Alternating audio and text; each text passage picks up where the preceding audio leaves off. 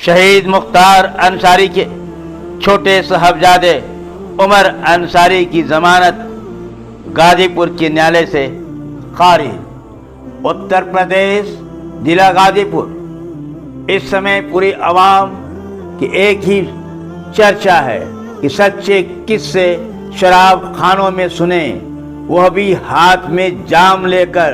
झूठे किस्से अदालत में सुने, वह भी हाथ में गीता और कुरान लेकर।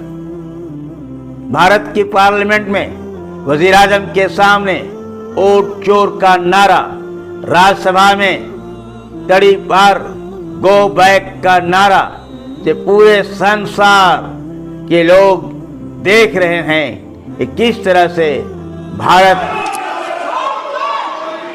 माननीय सदस्यगण, हम 18वीं लोकतंत्र की हत्या हो रही है और लोग आवाज उठा रहे हैं, उनकी बातें नहीं सुनी जा रही हैं। आज पूरा भारत शर्मसार हो रहा है। वहीं दूसरी तरफ महान जंग आज़ादी डॉक्टर मुख्तार अंसारी के परपोते ब्रिगेडियर मोहम्मद उस्मान, जिन्होंने भारत देश के लिए शहीद होकर कश्मीर को बचाया था, उनके परनाती उमर अंसारी पर मोहम्मदाबाद के कोतवाली में 3 अगस्त को शाम 5:33 पर मुकदमा दर्ज हुआ। अपराध संख्या 245, बीएनएस की धारा 319 क्लास 2, 318 क्लास 4, 338, 336 क्लास 3, 340 क्लास 2 के तहत मुकदमा दर्ज हुआ। और उसी दिन रात के 10:30 बजे उमर अंसारी को उनके भाई विधायक अब्बास अंसारी के सरकारी क्वार्टर लखनऊ से उन्हें गिरफ्तार कर लिया गया। जिस मुकदमे के तहत उन्हें हवालात में दर्ज किया गया था, जिस जमीन के सिलसिले में उन्हें गिरफ्तार किया गया था, वो जमीन मोहम्मदाबाद कोतवाली में नहीं आती है। वो मोहम्मदाबाद कोतवाली नहीं बल्कि गाजीपुर की कोतवाली में आती है।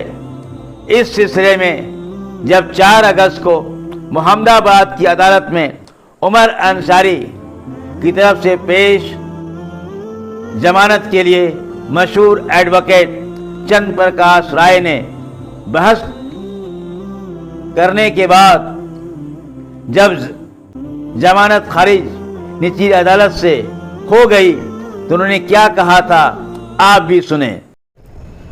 आज उमर अंसारी की यहाँ पर पेशी हुई थी। आप उनके अधिवक्ता थे। अपना परिचय देते हुए क्या हुआ कार्रवाई में थोड़ा सा व्यक्ति जानकारी दीजिए। मैं चंद्र प्रकाश राय एडवोकेट। इस एक कोर्ट ने रिपोर्ट मांगा था मिसलेनियस दरखास्त पर फर्स्ट एडिशनल डिस्ट्रिक्ट जज ने कि थाना एक जो प्रार्थना पत्र है उसकी बारे में रिपोर्ट दें।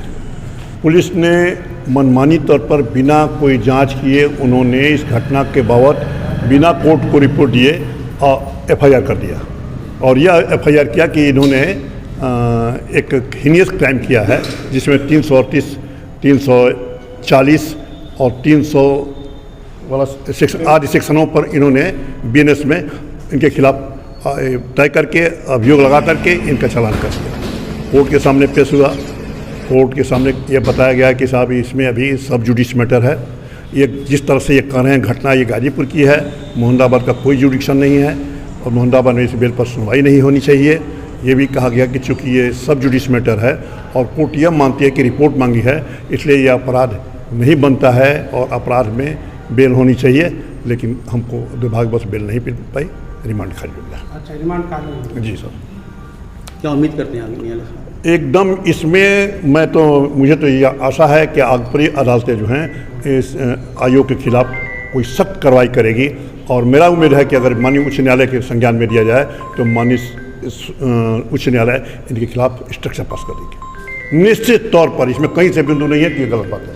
जब आपको कोर्ट से रिपोर्ट मांगी जा रही है और कोर्ट ये करे कि हमको रिपोर्ट दो और ये थाना में ले करके एफआईआर बना देते हैं, उनको राइट है?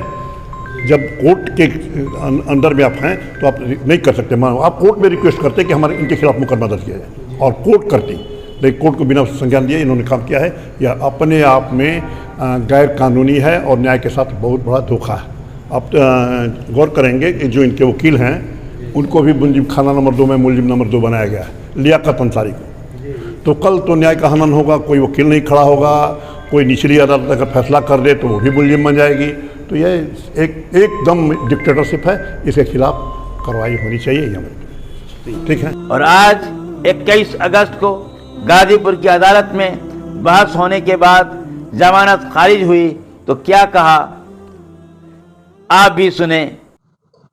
गाजीपुर शहर कोतवाली के अंतर्गत IS 191 गैंग के लीडर स्वर्गीय मुख्तार अंसारी की एक संपत्ति उनकी पत्नी आफसा अंसारी के नाम से थी, जिसे जिलाधिकारी गाजीपुर ने गैंगस्टर एक्ट के मामले में सीज कर दिया था।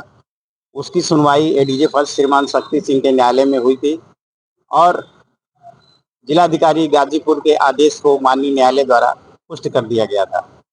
उस आदेश के विरुद्ध पक्षकार द्वारा हाई कोर्ट में जाने की जगह पे माननीय न्यायालय ADJ फर्स्ट शक्ति सिंह के न्यायालय में प्रार्थना पत्र दिया गया कि इस पर पूरा विचार कर सुनवाई कर निर्णय पारित किया जाए। और इसके संदर्भ में आफसा अंसारी की ओर से एक वकालतनामा प्रस्तुत किया गया था। यह वकालतनामा उनके पुत्र उमर अंसारी द्वारा अधिवक्ता को उपलब्ध कराया गया था। उसकी जब प्रथम दृष्टया जांच हुई तो वो हस्ताक्षर फर्जी पाए गए। तो इस आधार पे थाना कोतवाली मोहम्मदाबाद में अपराध संख्या 245/2025 अभियुक्त उमर अंसारी और उनके अधिवक्ता लियाकत अंसारी के विरुद्ध पंजीकृत किया गया। और उसी प्रार्थना पत्र के संदर्भ में, उसी अपराध के संदर्भ में माननीय न्यायालय ADJ फर्स्ट श्रीमान शक्ति सिंह के न्यायालय में जमानत प्रार्थना पत्र सुनवाई हुई तो आज नियत था, जिसमें जिला शासकीय अधिवक्ता श्री कृपा शंकर राय द्वारा बहस किया गया। और बहस के उपरांत दोनों पक्षों को सुनकर माननीय न्यायालय ADJ फर्स्ट शक्ति सिंह के न्यायालय ने उमर अंसारी के जमानत प्रार्थना पत्र को निरस्त कर दिया। सर, फर्जी हस्ताक्षर क्या ये साबित हुआ है? कैसे साबित हुआ कि फर्जी हस्ताक्षर?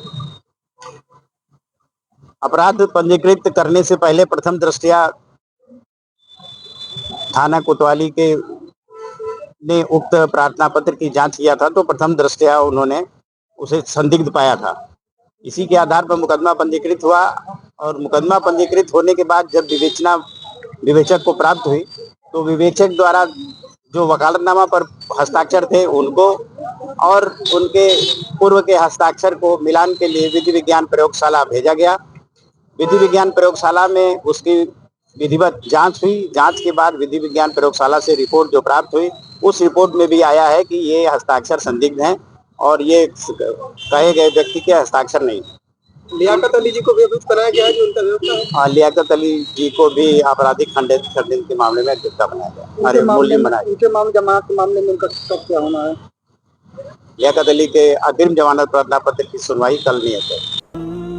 वहीं दूसरी तरफ शहीद मुख्तार अंसारी के तमाम परिवार का यही कहना रहता है कि हमें भारत के ऊपरी अदालत पर भरोसा है, क्योंकि हमेशा गरीबों को ऊपरी अदालत से ही न्याय मिल रही है। इस वक्त राहुल गांधी हो या सांसद अफजाल अंसारी हो या उनके मुख्तार अंसारी के बड़े साहबजादे अब्बास अंसारी हो, तमाम लोगों को न्याय अगर मिली है तो ऊपरी अदालत से मिली है।